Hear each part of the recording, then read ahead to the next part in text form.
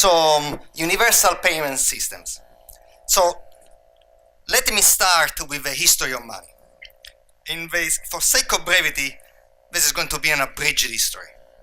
So once upon a time, we had no use for money. We had better things to do. But soon thereafter started barter. Barter is, I think, the first step. Barter, however, doesn't quite work. So would you like to exchange the camel for one sheep and one rabbit? Says, no way, thanks. No. On the other side, if you give me a cow, a sheep, and a rabbit, and say, well, no way. So you can see it's quite limited what we can do. So it worked not so well. So how about gold bars? That was the next extension. And they worked better, but they were not actually ideal for shopping. It was a little still hard to move around such a mass amount of money. So next, finally, the Lydians, somehow 2,700 years ago, roughly, they invented coins. That worked way better. And then after coins, we had checks. Checks are like this, for instance. So then we had the credit card. And then there is the system that I would like to show you, okay? So this, I call it universal cash. So why universal cash? Well, there are various reasons. First of all, because actually cash continues to be king, right? Even in an electronic world. So even a few years ago, the last time I got track of it, trillions of dollars were exchanged in really banknotes, right? And what is small payments were trillions of dollars. What is a small payment? Something less than $5. So why universal? So why cash? Because cash is there. And why universal? Because you'd like to have a system which is convenient, electronic, and secure, but in all applications. In fact, actually, you must go flawlessly, in my opinion, from a cent, 2 cents, a dime, which is 10 cents, a dollar, bigger payments. You want to go use the same payment system for everything. You want to have a universal across the board. And finally, you don't want a payment system that works for your particular merchant, but enables you to pay any merchant, even one you never saw him or her before. You want to be able to make a payment. Okay, so what do you want to pay for? Well, you name it. You want to download a piece of music, a new ringtone, you want to use your mobile phone, you want to swipe it or remotely to a vending machine. In fact, actually, I believe that it should be in your phone or whatever other universal instrument you have to interact with ours. You make phone calls, you make payments, you keep on going in your life. Right now, let's think of it as our phone, and essentially would like to work everywhere. Now, what are the challenges? First of all, let me tell you that, strange enough, it's easy to make big payments. Why? Because processing payments has a cost. You have to figure out that, for instance, you don't get paid twice. That helps. And so all these costs are a database entry. Somebody has to make a log, make sure it works. And so if there is $1 million, whatever costs there are, you can absorb them in the cost. Either the vendor or the seller or the payee or the payer make sure that there is enough value that you can justify the cost of processing it. Processing, however, small payments, that's trickier. Because if you take your 25 cents and then somebody chops at it because he has to process one way, and then somebody else takes away another piece, what is left is one crumble that is not clear that there is enough value left to anybody. So the typical processing fee, by the way, used to be 25 cents and 2.5%. That's what a credit card charges you to process a system. And but it could be, say, even 10 cents. If you want to pay, say, 50 cents and 10 cents, 20% just goes in processing fees, never mind the 2.5%, even the strict, this other cost, that's enough and there is no value left for anybody. And the other thing that is very costly is really customer care, right? Because anytime that you make a call, or I make a call, in fact, let me tell you what you should do if you are angry at the credit card system. Give them a call. there is a nice number in the back, right? If you have problem, call them. It costs them $50 to handle your call. And if you want to make sure that it's $50 rather than 10, talk for 10 minutes. That is going to erase any cost. So we are not going to make any money on you, right?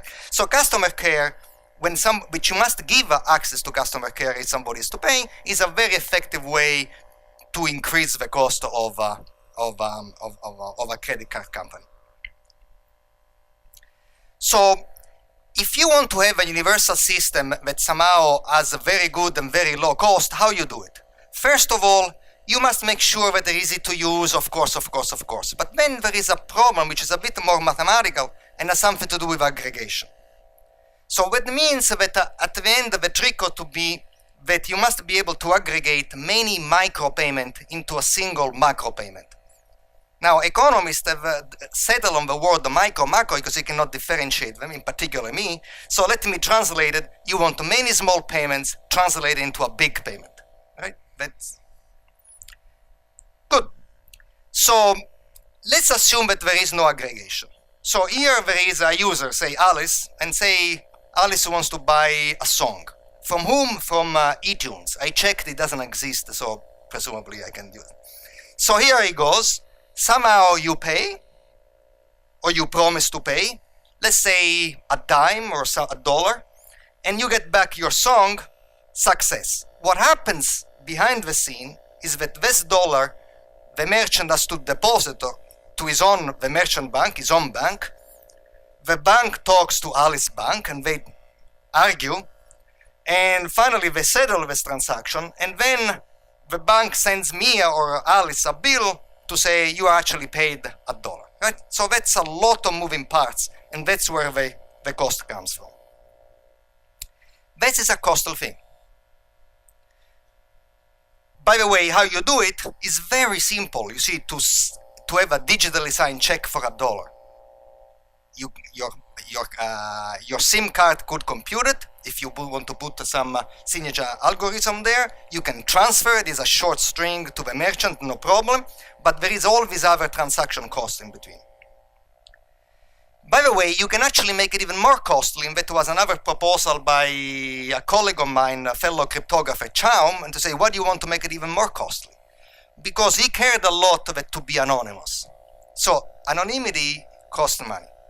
Because now you have to have more cumbersome transaction to make sure that you don't know from whom you got $1.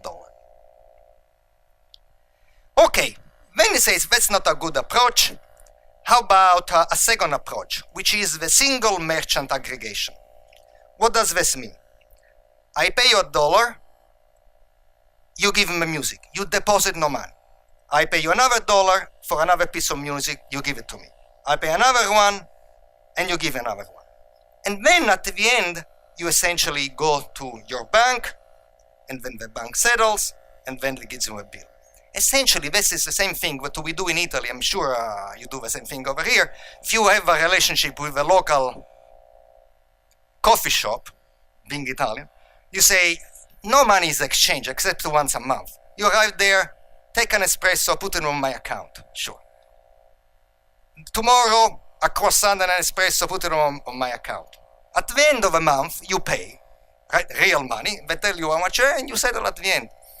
So, why doesn't this work? Because it works wonderfully, but you must have a relationship, you have signed a particular contract, right? So another contract that I sign is to get automatic payment through a freeway, right? I have a transponder, and once a month they bill me, but they get credit all the time. You can do it. So how many transponders can I carry across, right?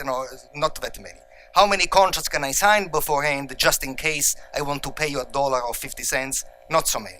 So that works, but has limited application. So, by the way, there are various payment systems that they make it better, but still single merchant aggregation. Now, what do we want to do instead? What I believe the right approach is universal aggregation. What does this mean? That you want to work as if you were a single merchant across all merchants, all payment system processing, in any combination, all consumers, even the ones you never looked about. And that dramatically reduces the processing cost, right? independent of spending patterns. You can actually go to a merchant only once and never go back to it again, and so on and so forth. Okay, so let me tell you a little about the technology. Okay, what I want to do is to reduce the cost by a factor of 10, 20, 100x. What is x is a variable. What is this variable for today's purposes? 100. So I'm going to illustrate things how to reduce cost by a factor of 100, but you should think that this 100 actually is a variable. So here is what we have to do. We want to lower the cost of the bank. The bank should process 1 of 100 payments on the average. The process should be fair at all parties. Very easy to be unfair, right? But it has to be fair. And I want to have no interaction. If I pay you, I interact with you. Say, could you put you on hold and interact with the bank, and now we have a two-party transaction made into a three-party transaction? No way. Okay? Why? Because in particular I want to have things like, say, I want to send you an email and I want to attach maybe another 2 cents, 3 cents, 5 cents, 10 cents, so that my message reaches you right away. So I want to pay the routers on the way to give them a faster routing. These routers, they're not going to put me on hold and interact with somebody, otherwise the whole advantage of what I'm trying to do gets lost. So no interaction. And it solves all kinds of other problems as well. Okay, that is, I'm committing to a lot. Let's see how much I can deliver. By the way, here is how a generic payment framework works, and I'm going to simplify. User, merchant, bank. U, M, and B. So at high level, works like this. I'm going to send you, think of it, a physical coin. The coin, however, is magical. You send me the music, so you got the coin, you send me the music. And at the end, what is magic about this coin is that with probability 99%, the coin vanishes. Where did it go? No coin anymore. That's bad. Let me give you the good news. With 1% probability, the coin transforms itself into a $10 bill. Now, for you, right, if you do just the math, it's the same. Would you like to be paid 100 times 10 cents? Or would you be like to pay once $10? For you, it's the same. But what is not is the same if you try to deposit this 10 cents. Because now all the processing costs are enormous. Well, on a $10 payment, you can afford 25 cents of transaction costs. Okay? Once you have the 10 bucks, you just give it to the bank. And now, if this is true, the bank is going to be active only every 100 transactions, and therefore you can just see that immediately there is going to be some aggregation. So that is the idea. But we must, of course, be careful here, because the bank now pays $10. Who pays the bank? So who decides this is a magic coin? What if there is no magic around? So we must determine which payments are processed, how much users are charged, so that nobody can cheat, very important. The process is fair to the user all the time. Why? Because the user doesn't quite understand probability. So the user says, if I spend 35 cents, I won't have spent 35 cents. Banks are a little bit more sophisticated. They understand fluctuations of currency and so on and so forth. They understand the average, because usually they make money on Easter and Christmas, and they lose money the rest of the year, so they understand the averages. And the bank certainly understands more than anybody. Okay. The question really is how we do it. So let me tell you how should this occur in heaven. Now we are in heaven. Here is Alice. Here is eTunes. Alice has paid 10 cents to eTunes. eTunes provided the music. And because we are in heaven, all of a sudden the conscience of eTunes appears and says, listen, you know that there are always processing costs. Let me tell you one thing, restrain yourself. Don't try to deposit these 10 cents all the time, and do society a favor. These 10 cents, somehow destroy them 99% of the time. And because there's a good conscience, that's what the merchant does. But the conscience says, toss a coin 1% of the time, knock to the bank and say, please pay me. Only 1% of the time, so that you don't make too much work for the bank. Okay, so because now he's an angel, that's what happens. Now, the bank is an angel too. He says, oh, I trust this angelic merchant to knock on my door only 1% of the time. And this guy has now come over here with a dime, deposit a dime. But I know that has actually knocked at my door only 1 in 100 of time. So let me be nice to him and reward him for lowering my work and give him $10 in return. Okay. Now let's see. First of all, I claim things are good for the merchant, right? Because the merchant, somehow, on average, he gets paid exactly the amount with small fluctuations, right? So he gets paid exactly what he should on average. Who is not happy here is the bank. Because right now the bank, 1% of the time, has to give 100% of the dollars, and where does the money come from? The bank is losing money here.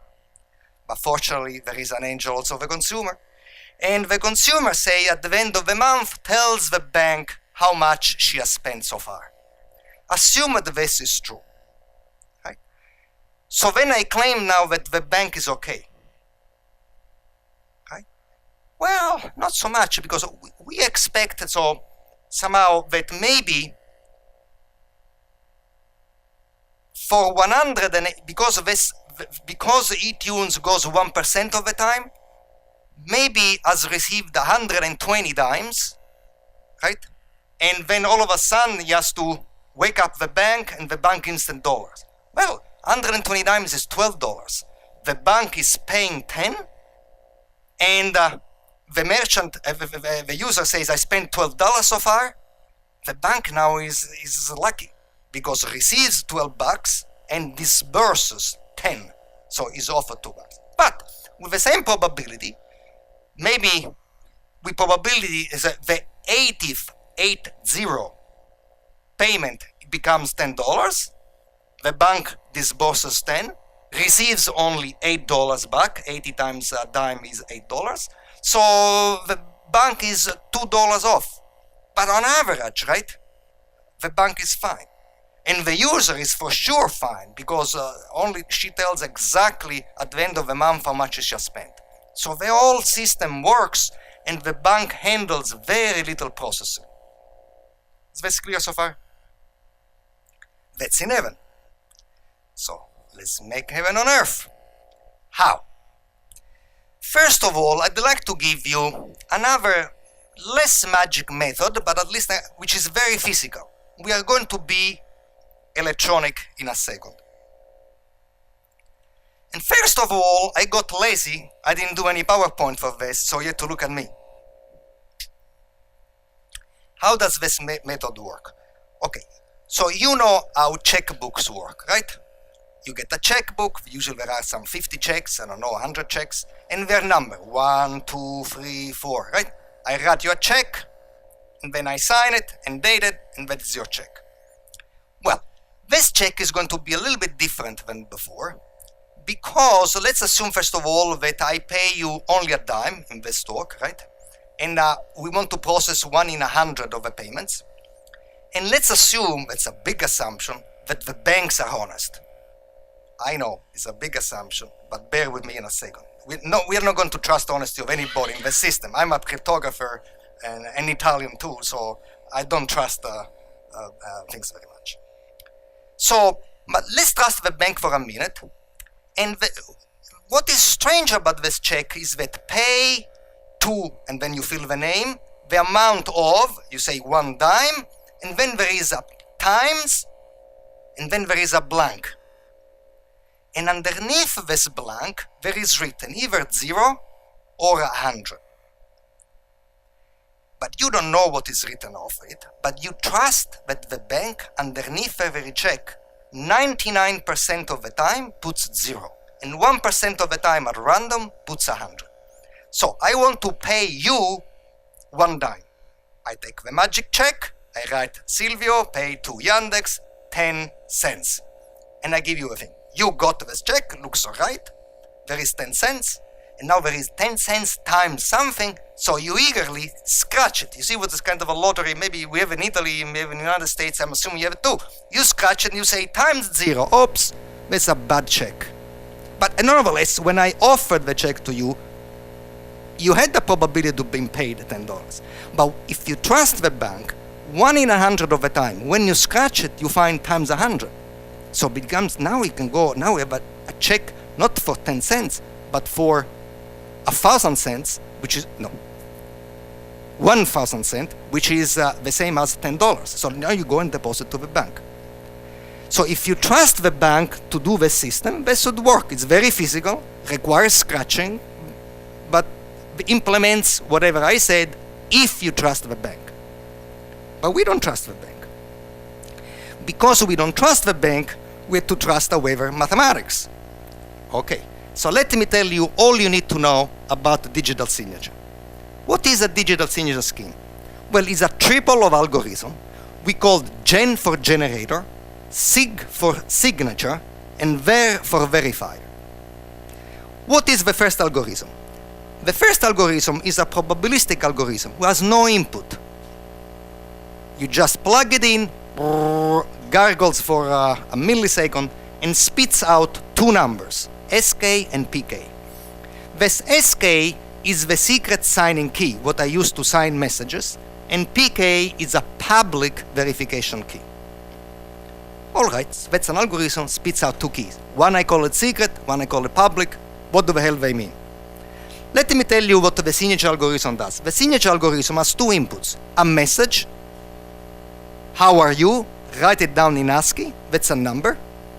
And then you, as a second input, you have the secret key. But because you have to keep it secret, I put it inside the algorithm, okay?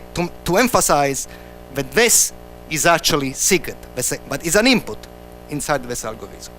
And what does it produce? Produce an output, a number, say 1,000-bit number. Call it S for signature, okay?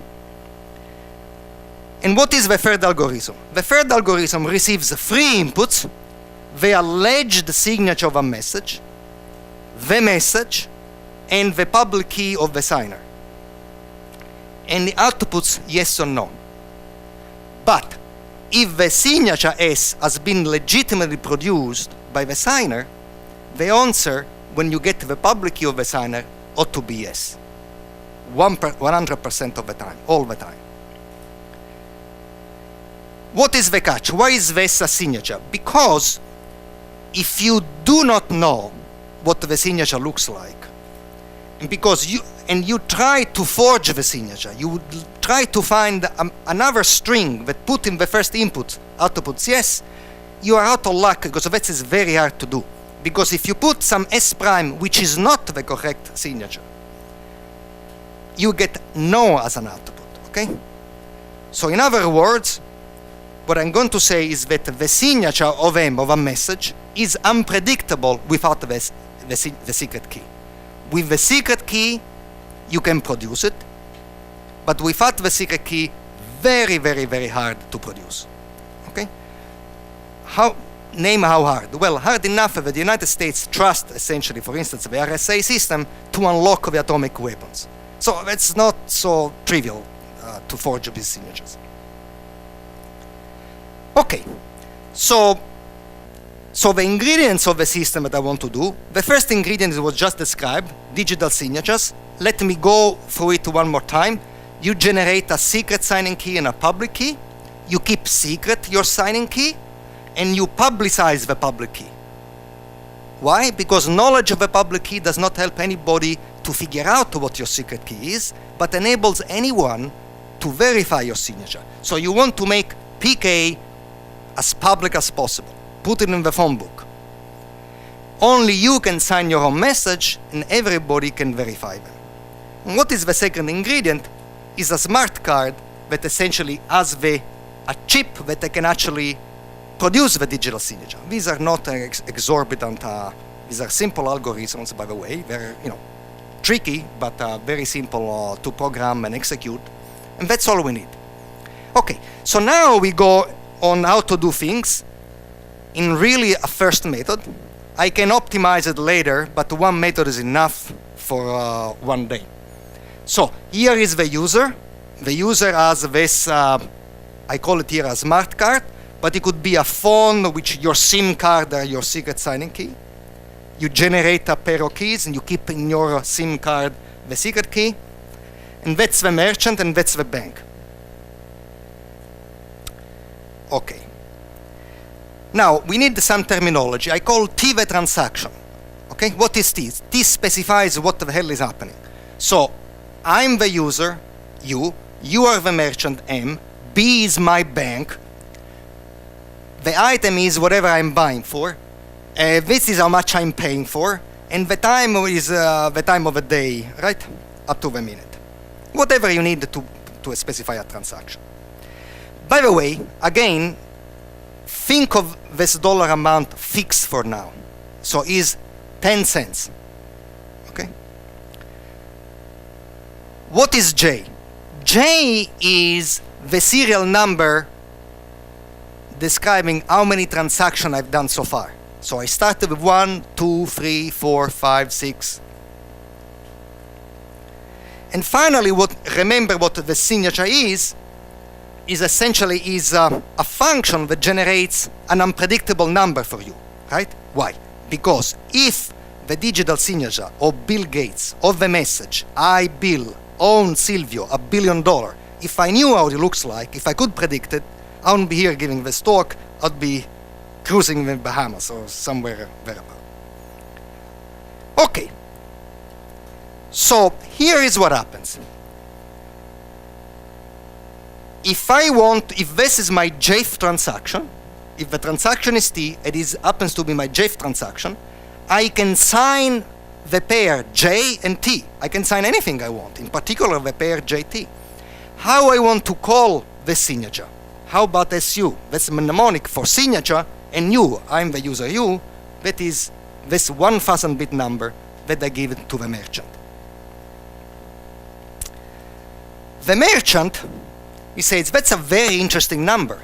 But remember, I also am the merchant, and I can sign anything I want to. In particular, I want to sign, dear user, the signature, the 1000-bit number that you just gave me. Who is going to stop it? Nobody. So I sign it, and I get what? Another 1000-bit number, whose last 2 digits are XY. How I want to call this second signature? How about S for signature and M for merchant? Okay, that's easy. So I have one transaction, I describe it, I put the serial number of the transaction, I sign it. You take this 1000 bits, you are the merchant, you sign the 2. Now we have SU and SM. Now what do? We focus on the last 2 digits. Are they 00? Well, with probability 99 over 100, they are not. And if they are not, this payment that you could do is worth nothing. You might as well put it in the trash. But somehow, with probability 1%, these 2 digits are going to be 00. If they are 00, you are in luck, because now you send SU and SM to the bank. And the bank, what does it do? First of all, verifies both signatures. Right? Because everybody can verify the signature of SU, everybody can verify the signature of SM. So, and because of the transaction, say, to pay 10 cents to the merchant, and because my multiplier fixed for today is 100, 10 cents times 100 is $10, what does the bank do? He pays $10 to the merchant, and from my account, it deducts. How much does it deduct? J. Why J? Because I told the bank that is my JF transaction. Right? So it takes J dollars out of my account. Is clear what happens? Good. Let's see this. Do it in action. Ready? Action. Okay. Now there is a user. Now he's the first merchant he goes to. Okay. Okay? And here is the first transaction. The serial number is 1. He offers the merchant a signature of that. The merchant gives him the candy, whatever he was buying, and countersigns the signature. And he gets this number. Now, are the last 2 digits 00? No. The merchant puts in the trash. It's okay. He had the chance to get $10, but he got $0 on this time. Second transaction, you wish the first merchant that the same guy goes to him. No, he goes to a second merchant this time. And he gives me a signature for the second transaction. The serial number now goes to 2. And then the merchant countersigns it. Is 3100? No. What does the second merchant do? Puts in the trash. To make a long story short, let's focus on the first time in which something nice happens. And that is with merchant 120. This guy is very not a loyal customer. He goes to all different merchants. Now, he goes and make J is 120, and the T120 is the 120th transaction. The merchant countersigns it, and then he asks, are the last 2 digits 00? The answer this time is yes. Oh, my lucky day. I wake up the bank, who was asleep all the time, and you say, behold, the signature of the user and my own signature. What does the bank do? The bank verifies that both signatures are correct, pays me $10, and subtract from the user account $12. Now, as a user, for me, now notice what has happened. For all I know, I do my usual user business. I pay 10 cents every time, and once in a while, I get billed for exactly the amount I spent, because it's totally fair to be billed $12 because I myself, I'm signing to the bank that I made 120 transactions for a dime each. Remember, everything is fixed for now to 10 cents. So the bank says, there is no, even the customer signature here. There is nothing to fear. He cannot even repudiate he never paid for this. He himself tells me that he has paid. The end. Okay, so if you see the system, now I want to say aggregation is really universal, right? Because I don't need to go to the same merchant for this to work every single time. The important thing is that every merchant I go to, even though I never go back to him or her again, has a chance 1 in 100 of being paid. If that is true, I don't care if it is a single customer or not, a repeated customer or not, right? I can go and use it with any merchant, even the ones which I never went to or never have any agreement with. User fair, that is as fair as it can be. Right? Because I pay, like with a credit card. At the end of the month, somebody catches me with a credit card. Here it's not clear when I'm going to pay, but whenever I'm asked to pay, I pay exactly the amount that I need. So it's like with a credit card, I have a little bit of leeway, I can spend for a while, and then the bill catches up with me. Right? This time probabilistically. Now, customer care. Which customer care? There is no customer care here, right? So, why that? Because the transaction occurs between me and the merchant. I don't need to have the bank involved. The merchant, before giving me the merchandise, checks whether my signature is correct and the amount I should pay, the 10 cents, is correct. If it is correct, he pays me and countersigns it. If he countersigns it, then the bank will pay him, because now he has an agreement with the bank. Anytime I give you a signature of mine, of a signature of somebody else, that ends in 00, I get paid $10, the end of the story. And there is no need for me to protest. I cannot say, I never paid. What do you mean you never paid? This is your signature key, isn't it? You are the only one who can sign on your behalf. You signed that you had 120 transactions. I'm deducting by agreement $12 from your account. Don't even try to protest. There is no need to protest. Now, the bank is, the payment system, right, is totally offline. I transact with the merchant, and the only time the bank comes alive in when by magic 10 cents become $10, which you, at that point you welcome the bank to be online and to incur some cost which comes from the merchant side, and you get $10 minus 25 cents of processing cost. The computation is totally local, right? I sign in my SIM card, the merchant signs that is a point of sale, nobody is involved.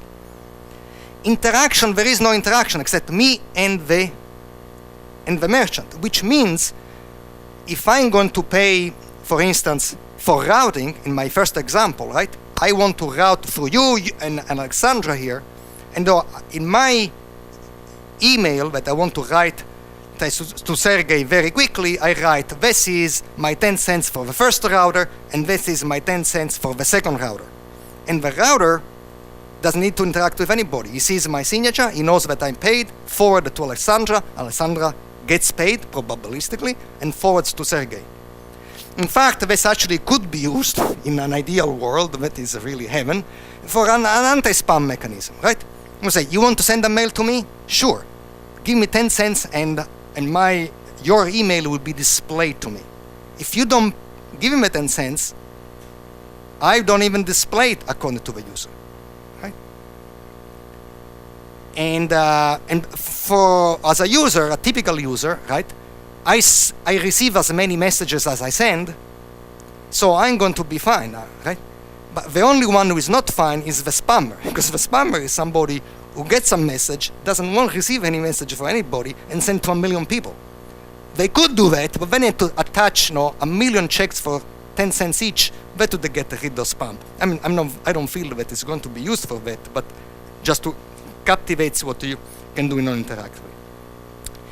I must say it's easy to use because the bank certainly understands how it works, the merchants understand, but the user feels that it's a normal buying experience, right? So I pay 10 cents and I get a candy, and I pay another 10 cents, I get a stamp, I pay another cent and I get a ringtone or whatever I want.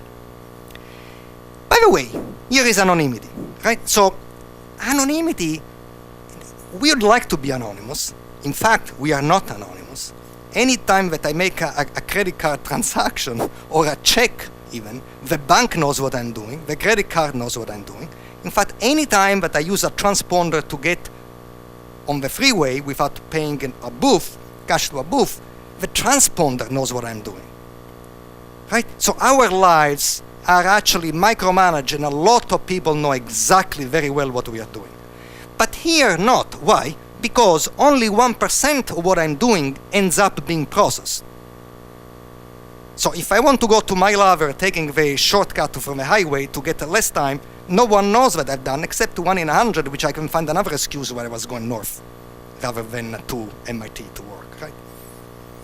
And that is for free. So rather than paying to have anonymity, you get 99% anonymity just for free. Are there details? There sure are. Details have invented to mess up our lives, but they're actually manageable. So what I'd like to sketch is that say, well, this business that you pay 10 cents, how about paying $1, $2, $3? What is the revenue variance? How about fraud? What optimization can you do and security? Let's go quickly. Variable size payments. The slide is too complicated. So let's make something. Let's assume that it's worth for me to get paid $10. I'm very happy to incur 25 cents processing cost. So I'm happy that the bank credits me $10 right away, and even though net I get $9.75. You get that $10, you're happy to pay 25 cents. Then, for a dime, you process 1% of the time. $1, you process 10% of the time. $5, you pay half of the time. So you decide what is worth you processing, and then it gets automatically paid. So large payments gets processed the normal way. Small payments, they're not too small half of the time. Smaller yet payment 10% of the time. 1 cent, 1,000, 1 in 1,000 of the time. You can make that's a variable, what I promised at the beginning. Yeah, but what happens? Rather than looking at the last 2 digits, now you have to look at the last 3 digits if you want to do 1 in 1,000 of the time. Or the last digits if you want to do, right? If it is 1, 2, 3, 4, 5, probability half, 67890, probability half, you are done. So, right, that is variable payments, whatever I promised at the beginning. Variance. Don't even look at the slide. The slide is there to frighten people, but essentially means, say, look, say the merchant, yeah, I should be fearful as a merchant because I get 10 cents and I give him a song, and maybe I don't get paid. Yeah, but you know, if I don't think I can make 100 sales worth 10 cents, I shouldn't be a merchant. Because right, I'm opening shop to lose money, right? So I must have, if I'm afraid that I'm not going to make $10, I should not be really in the business. The bank doesn't need even this explanation. They understand better. How about fraud prevention? Fraud prevention is important because fraud can change the equations quite dramatically. But I'm saying here, if I'm the user, I cannot really cheat. Why? Because once I sign with a given serial number, right, the probability that ends up at the bank is not under my control. Because I take a message, I sign it, I don't know what the merchant signature of this number is going to be. So the merchant will sign it, and if it ends up in 00, my payment gets shot up at the bank. What is the only thing that I could do? Well, if I'm resourceful, not me, but my son could do it, take my phone, screwdriver, take the SIM card, screwdriver, maybe smaller, take out of the serial number, and every time puts 1, 1, 1, then rescrews, pays, unscrew, and make the serial number always 1. This way. But what happens if I do that?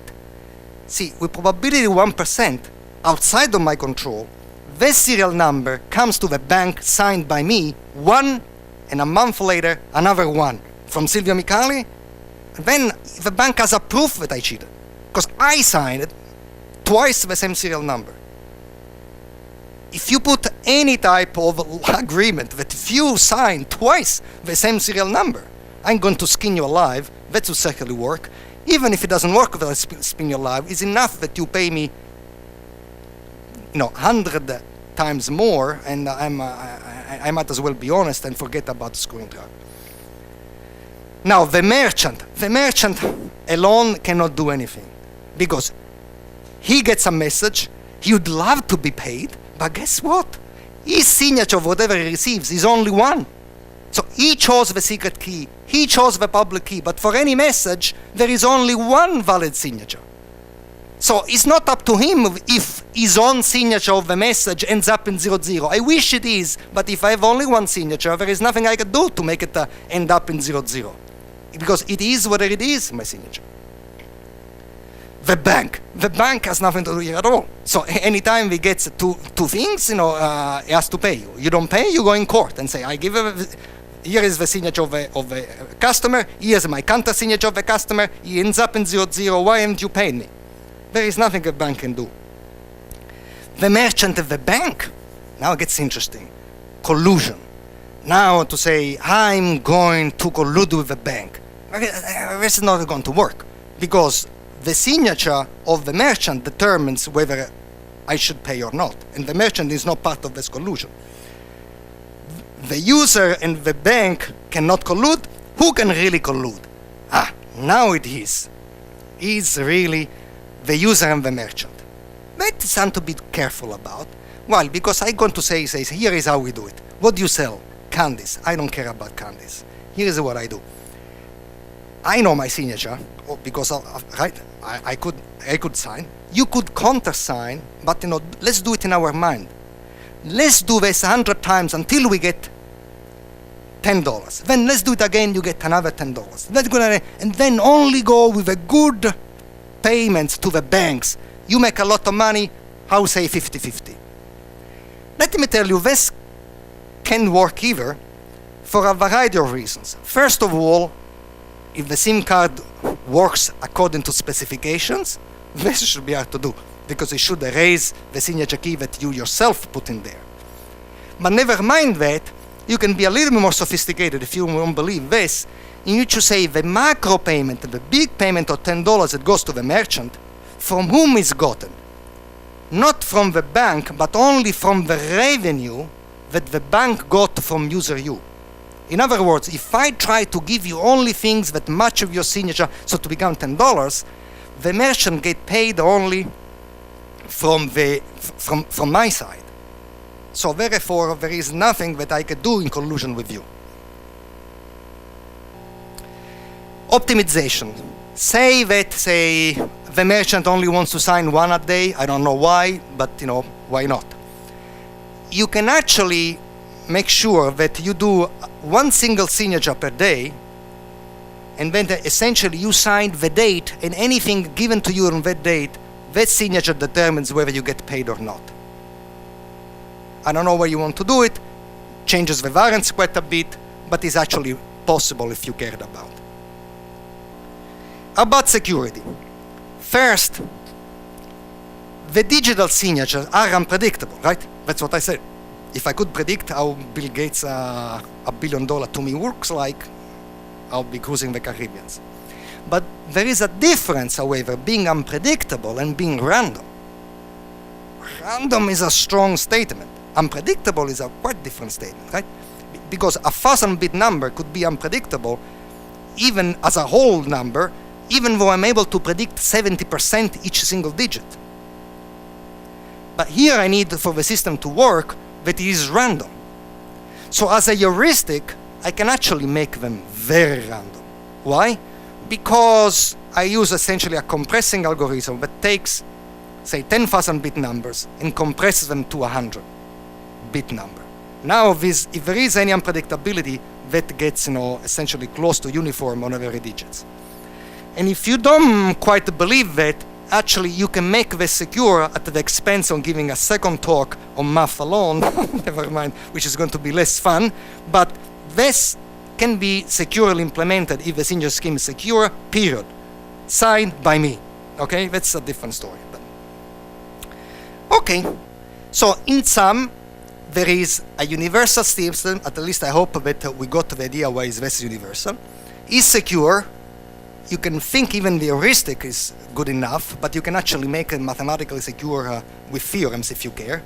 Certainly can be done electronically. Certainly is non-interactive, in the sense that I interact with the payee as a payer and nobody else's business. Only 1 in 100 of the time you call in when it is good enough a third party. Is highly efficient, is one signature and one signature, so a fraction of a second and a fraction of a second. And you can actually make micro, small, medium, large, very large payment. There is no need to have two different payment systems, one for small payments and one for big payments. You can actually work like a credit card. It is all these things, payment system. So thank you. That's it.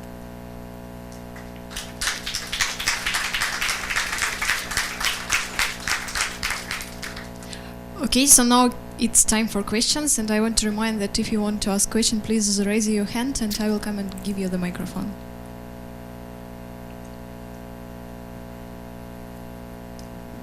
Thank you, Silvio, for this presentation.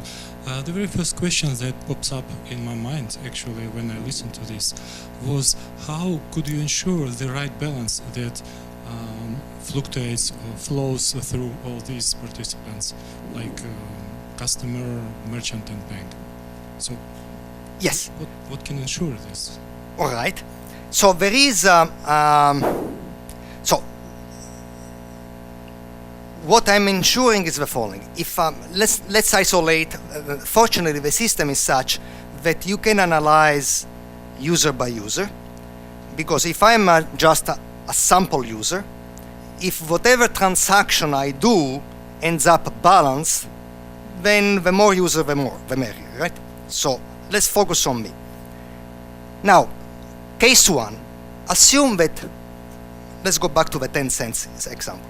that I pay 10 cents and cents and cents and cents and cents and cents and cents and cents and cents and cents and cents. But when the system is balanced, why? Because on average, 1% of the time, this 10 cents becomes $1, and whenever that's so, I'm charged exactly the same amount.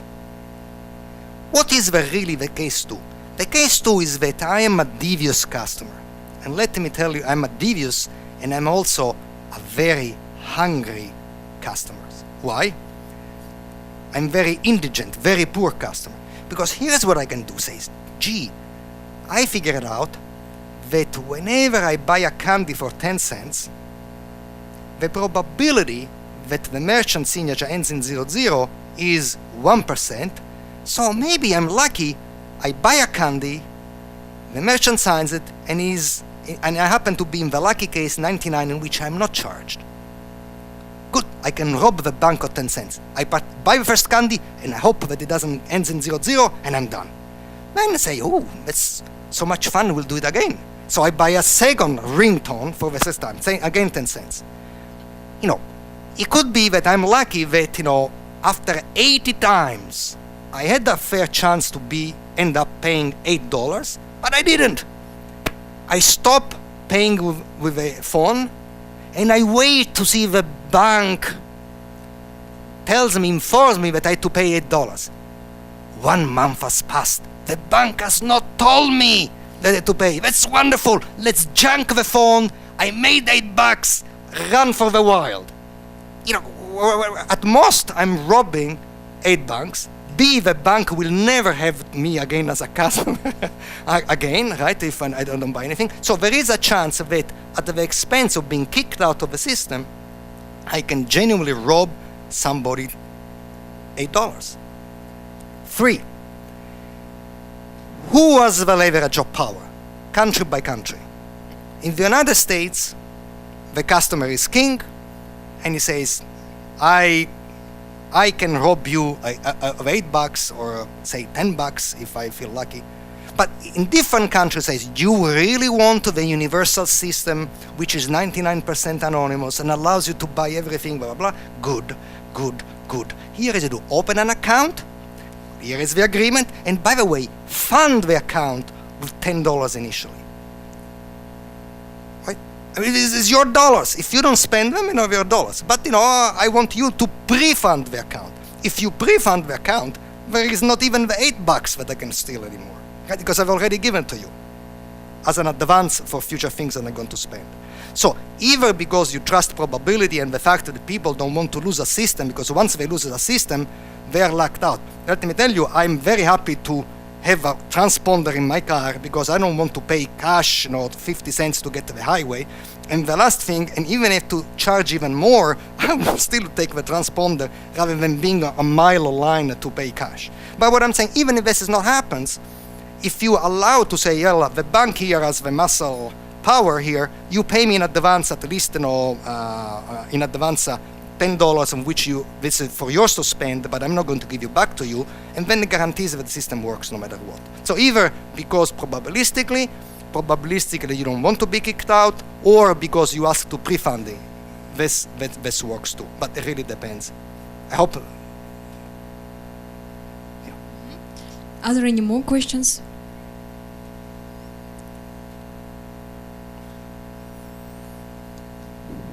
If you want to implement the system, are there any legal obstacles? Banks understand probability, merchants maybe do understand probability, but the law does not understand probability. Well, see, I'm not a lawyer. Legal matters, I have an opinion. So I can express opinion on legal matters. I can express my opinion on Renaissance painting. Both have the same validity. So I do not know. My feeling is that if you open up shop yourself as a bank, then that's the way I would do it. And my prediction, having prefaced that I'm not expert in Renaissance painting and I'm not an expert in the law either.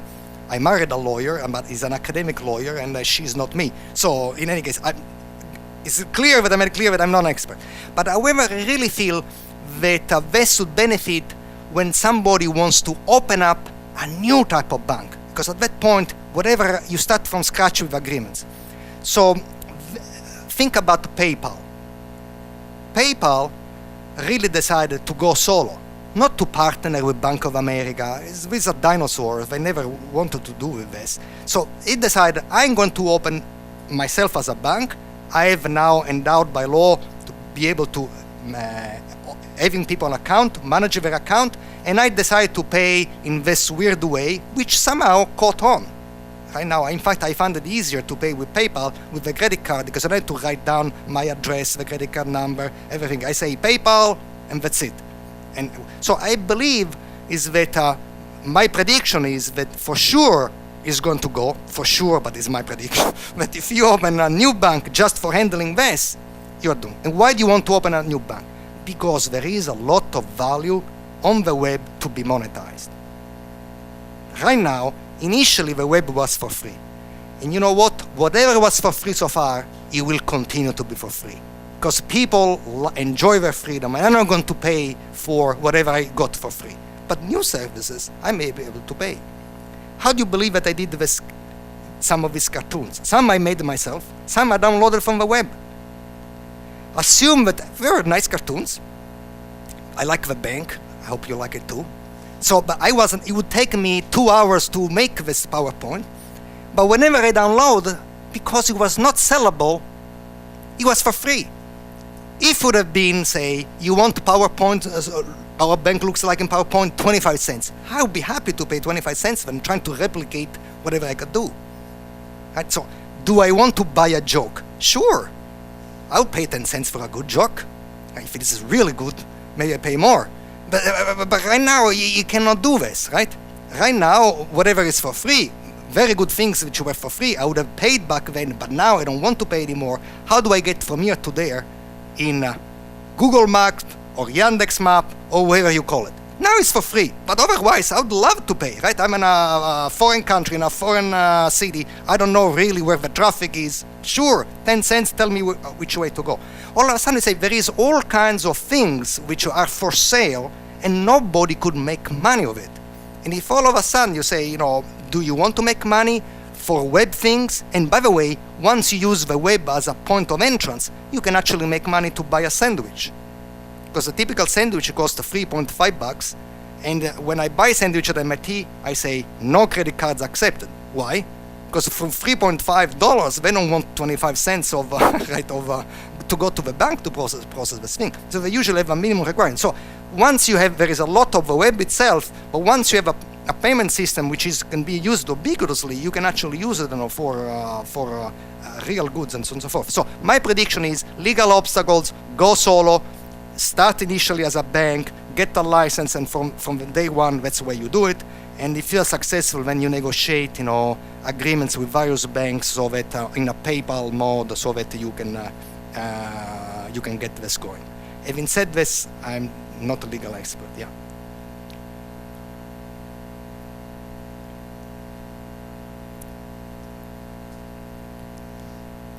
Are you sure the system is really protected from fraud on the user side? You said if the user always sends 1 as a transaction number, then the bank will notice that. That's true, but what if the user just halves the number, for example, or does something else like this? What if the user does what, sorry?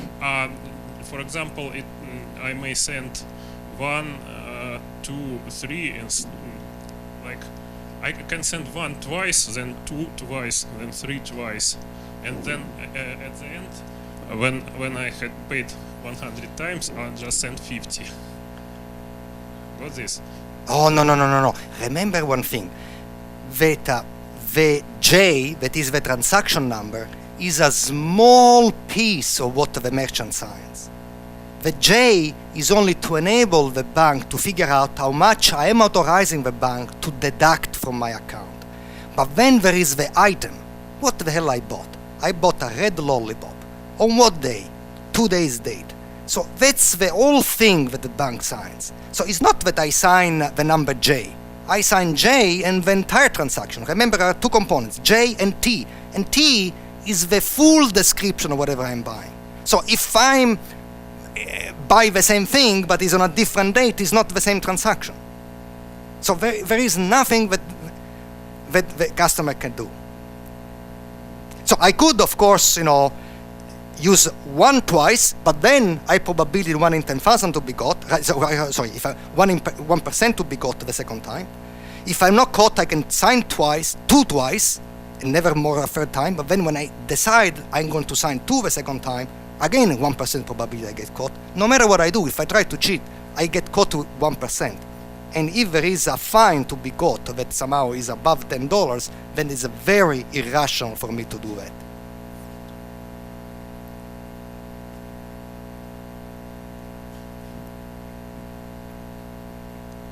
My name is Grigory. I want to thank you for your presentation. And my question is, the description of the event says that that this is a new system, but as I remember in your paper, Micropayment Revisited, this is the same scheme. Did somebody improved it since? I don't remember how old is the article, about 80 years maybe. So that is a new system because has not been adopted in that sense. So that is, you're right, I forgot that is what, 8 years of technology, but it was never adopted. Actually with Ron, we tried to adopt it, didn't go so well. Not for technology reasons, but somehow what we did is that in fact, let me tell you an advice on how not to deploy the system. So we raised some money to program the system. That was easy. After that, what do we use the money? To have some vendors, many of them salespeople, who go bank by bank and say, here is an idea, would you like to set it up this way? Say, oh, they never said no. So let's think about it. There is going to be the next committee, I think. We go to the next committee, there is a committee. Then a committee. So then all of a sudden, money starts going down, adoption is next month, we run out of money, and that's not the way to do it. If I were should I do it again? Here is how I do it. I want to raise, let's make it a round number, right? Because also it's not my money, so it's 10 millions I want to grow up a business. Hire the programmers, renting a space, making toys the programmers and young people like, free espressos, whatever it takes, right? With $10 million sales force, that's what he pays. The other $10 million, they say, take around the university 1 million people and give them $10 each. Invest system. Then all of a sudden you inform the vendors there are $10 million working around just in this neighborhood if you accept this payment system. I think that's the way to do it. And it's if you really know, it's a small price to pay, but that is a way that motivates the adoption, and you bypass banks and everybody. So you just endow, say, I commit right now, I manufacture $10 million in this cash system, and I give $10 a piece to 1 million people. Trust me that if I am a sandwich seller, and there is 10 million people that they don't know what to do, if they don't spend it, they lose it, I will say, sure, I'll adopt the system. Okay, thank you. Thanks, Gary.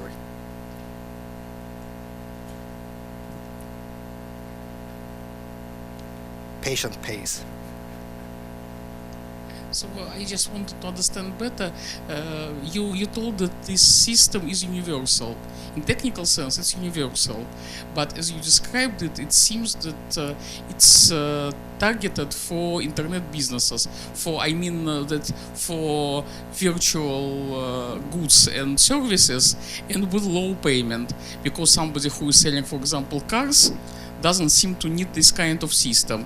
And if this is true, so for this system worked and you got this 10 million and so on, that means that the presumption is that there are a lot enough people who are making these small payments frequently enough.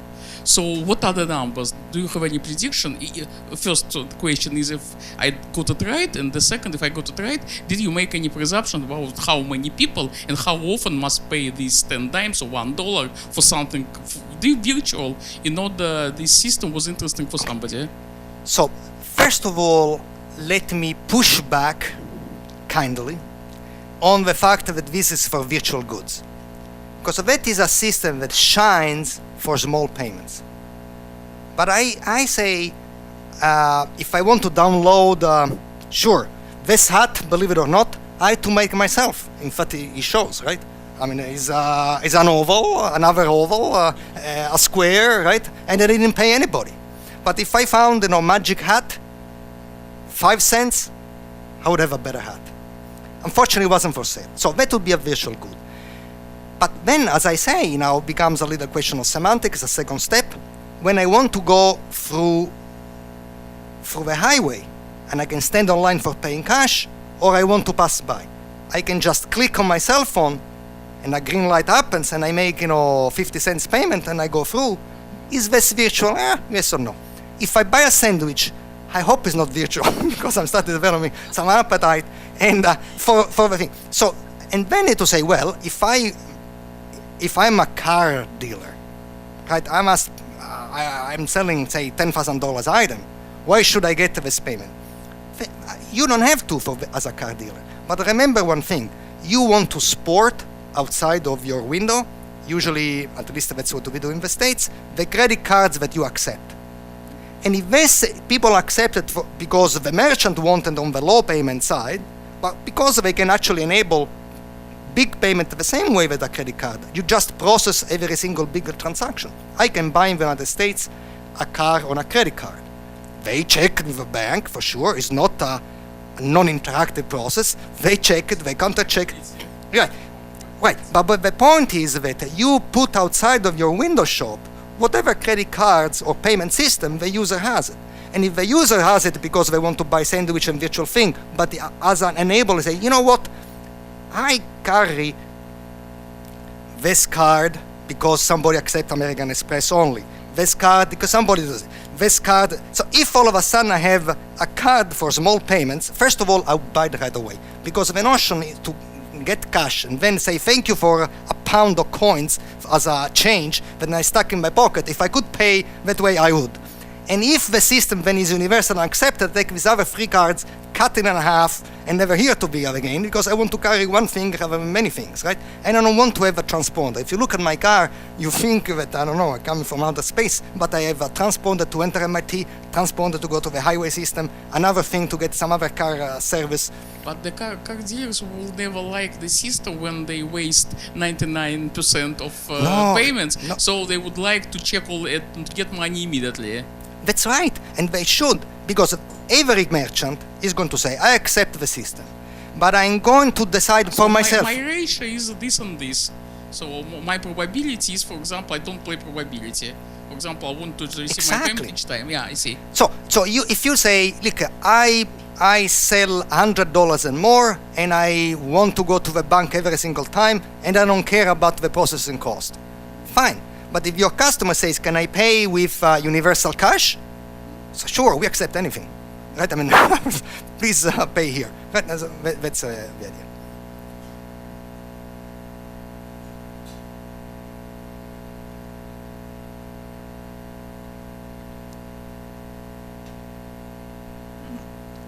First of all, thank you for your cute presentation.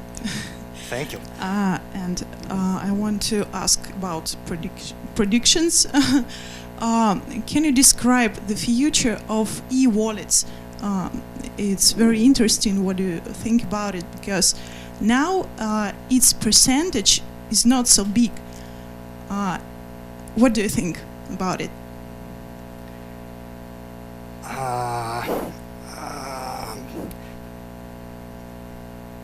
Tell you the truth, first of all, it's not clear to me what you mean by e-wallets. E-wallet. It used to be a very old idea of Shimon Even and others to have somehow that I carry something that I can pay you with. So you put them next to each other, and then I transfer some money from me to you, and so on and so forth. But I believe that these things could work. But remember that, however, once I transfer money from you, whether or not this is true money is very hard to know. So therefore you have to go and ask somebody else, can I really trust these $25 that I got from Silvio Micali, or alleged Silvio Micali? Who knows in fact who he was? It was some electronic wallet who deposited me some money. The problem is with the e-wallet is that because at least when I want to forge a $100 bill, I had to make a big investment. I must write the buy the right paper. I must have a good machine. It has to really look like. If somebody goes with a magnifying glass and a $100 bill, you should not see any difference. Maybe the bank will, but not the poor merchant, right? So I must have a big investment. Somehow, when money is digital, if you don't check with another source, it's very hard to duplicate electronic money, right? So, what is the idea here is to say that if the big payment is big, don't try to go the e-way, go the traditional way, go and ask the bank. If the money is small, I'm going to say then it's worthwhile taking the risk, because you get, for each fraud that I describe how could happen, it's worth for you to have more business and more sales than try not to accept it. So I cannot predict e-wallet, or at least I predict that some form of e-wallet is going to, of electronic money is going to be used, because it's really, money is a dinosaur. Remember, that's a technology which was, 2,600 years old. I mean, it's time for a change. I mean, I think for more convenience and so on and so forth. Right? So I predict that some form will. Which form I do not know. There has to be certainly ease of use and all these other additional qualities to it. But some form I'm very optimistic about. But personally, you, honestly, you don't trust. But you trust. Or no? There are, let's say, there are many me's, right? Me. So, and in fact, my left side of the brain argues with the right side, of the south hemisphere, of the north hemisphere. So, but somehow, when I try to reconcile and then I utter a sentence. But otherwise, I'm always of 2 minds, or 3 minds, or 4 minds. So there are 2 me's. As a researcher, as a cryptographer, I think I'm the most, untrusting person on earth. Lo and behold, I don't lock my MIT office. I don't lock my car. I don't lock my house. Don't broadcast.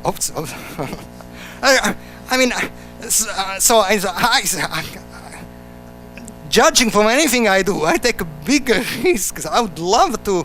I'm not really the right person, because in my non-research persona, I'm so trustworthy. It's amazing. Well, my research, when I make a living out of being looking suspicious to everybody. Thank you. Thank you very much.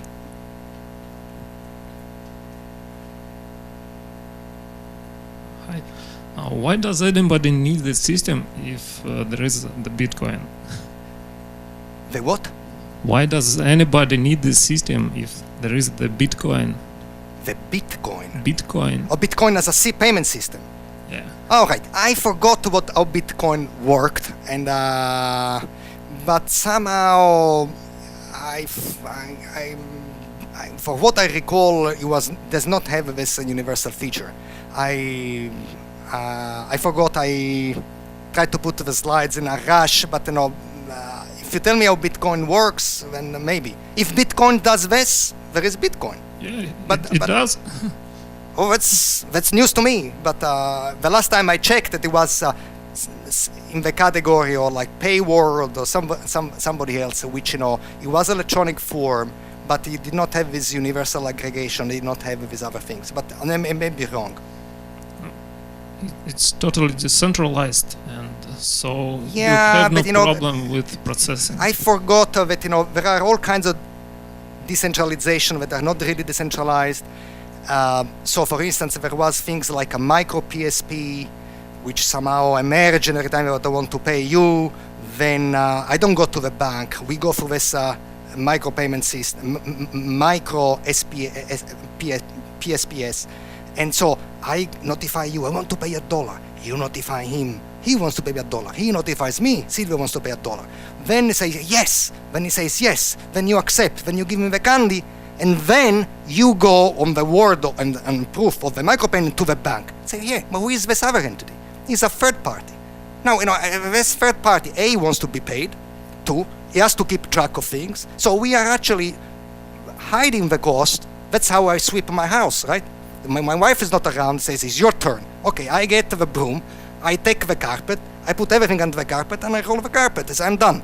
So, but there is interaction there, which is somehow people disappears. And the last time that I look at all these systems, I've essentially had my sweeping carpet type of access.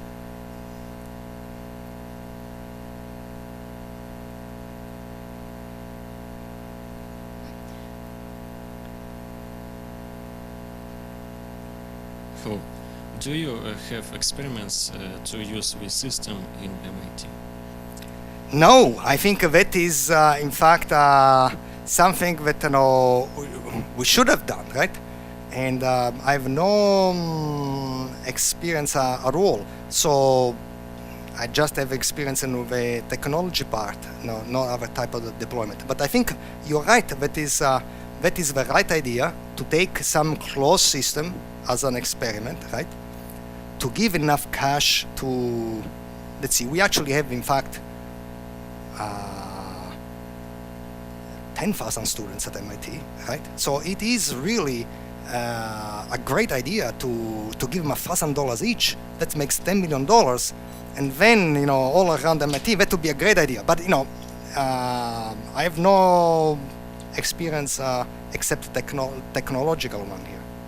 You can use special currency, for example, just papers, and every student can use it in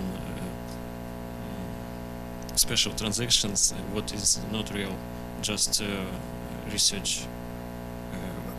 Sure, but you ought to be somebody else, not me. I have not a green thumb, I have not a practical thumb. But actually it's a good idea, because you will have opportunity to pay for sandwich without cash. Are there any more questions?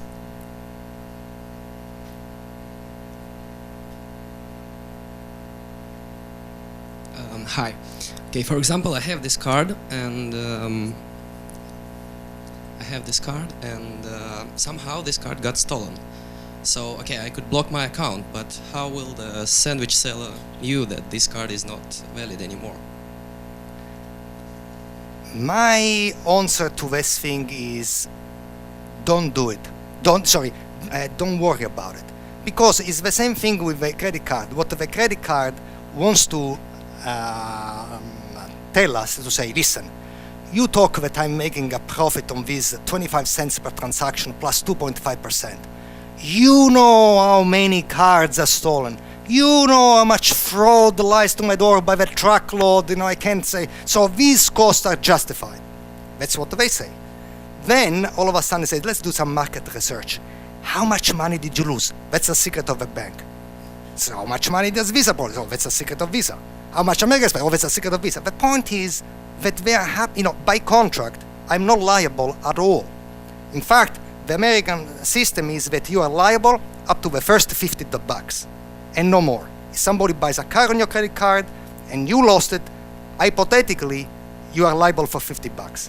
In practice, nobody's ever charged $50, because the moment in which you charge $50, there's going to be a revolution. People migrate from one card to another. The end. So really, the point is that, of course, somebody's the same way that you steal a credit card and you get a free ride for one day, fine. But after that, what?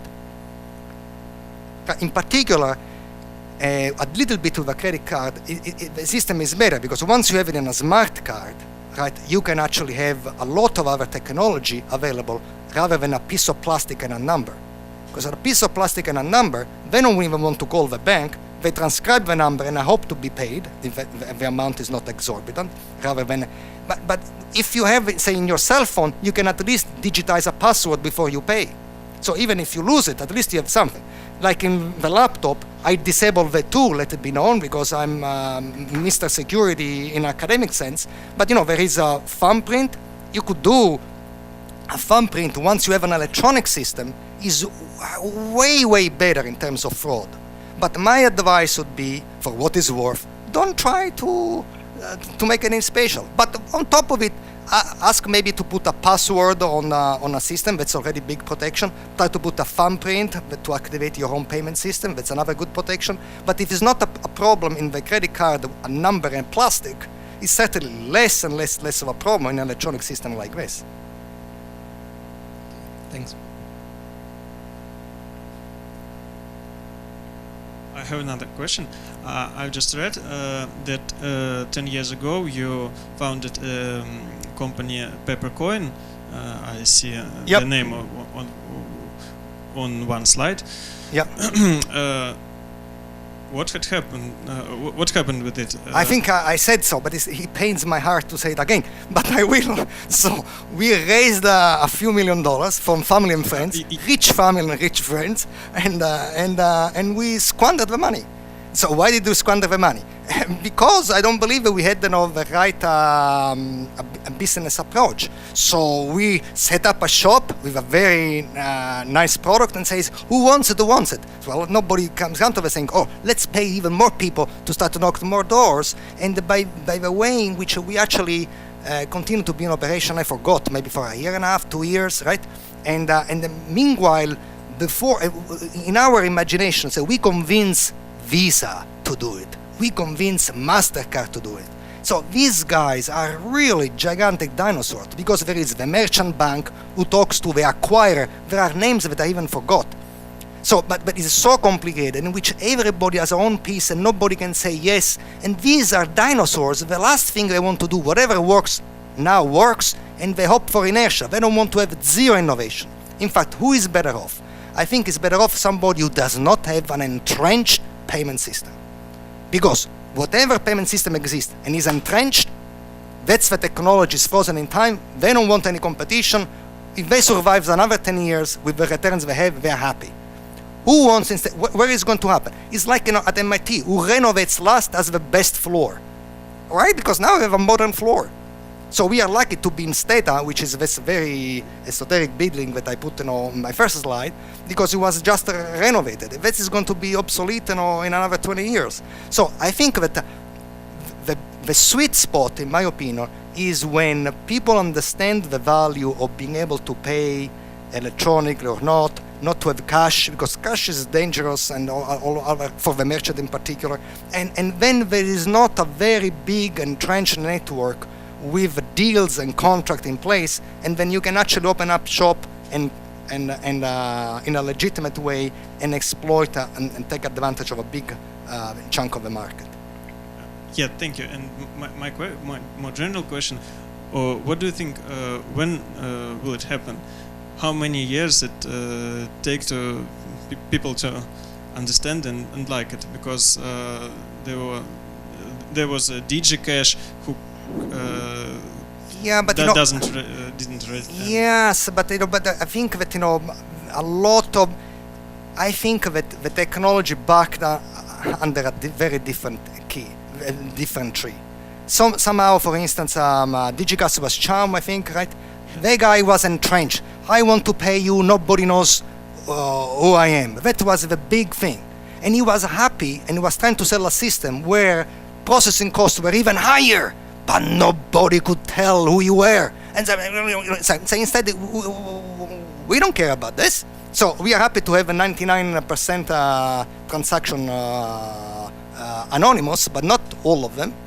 And somehow, if you're happy with that, then who cares, right? So everybody is convinced in this history of money, abridged fortunately, that there is one thing that to them is really the most thing. But in terms of if the times are ripe, or if the entrepreneur is right, or then these things, the adoption is quick. Otherwise, it's never going to open. It's going to be, even in 1 month time, you set up shop and go, or it's never going to be adopted. That is the traditional thing of money. But in my opinion, if anybody wants to do this, must have the right way to do it is to seed it with some opportunity that encourages at least a few merchants to buy into the system and to say, why do I want to have this other transponder on my desk? Because there are $10 million close by that you can get a piece of the action. And what is the cost of your transponder to you? Nothing. And on top of it, by the way, you don't have to pay, right? It's fast payment. for a merchant, right? So to cost a change, you are online for lunch. You know what it is, right? So I think it's the same here, like in the States. Most of the time, he goes to transact at the cash register to get the damn $10 bill and get back, $7.27. Meanwhile, if I can pass by and get my sandwich and go, as a seller, A, I have a reduced cost. B, I have a faster sales. There is a lot to do. So in my opinion, if you ask me, it's at some point this is very binary. It's going to be either nobody adopts it, but at the end is a $10 million investment. There's nothing to write home about it in terms as investment go, or it has a very quick, viral spread out. It's hard to predict. So my prediction is binary, either 0 or 1. Thank you. And now I'm looking for a lucky man because it will be the last question for this seminar.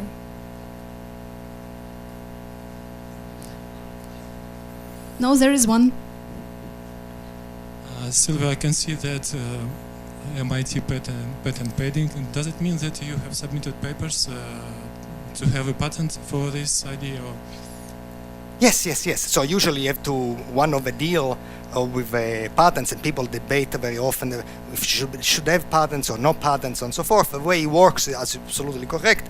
So it's a kind of a game that you play as a society. It's in exchange of making public what you know, and the best way to do it at the time, at least, you issue patent, then you get a patent back, right? So society somehow has an advantage that it gives a monopoly for a short time. In such a case is pending anyway and is US only, so there's nothing to do with Russia.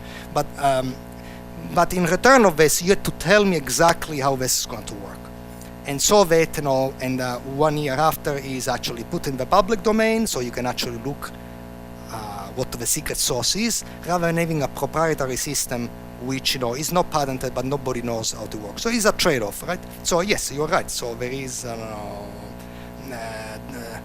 more than a PowerPoint, right? There is a paper somebody even found it on the web somewhere. You can find anything on the web.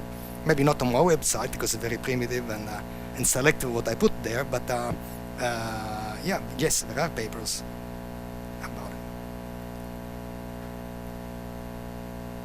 Thank you. And so there is no question so far. Let me thanks Silvio for this tech talk on behalf of all audience.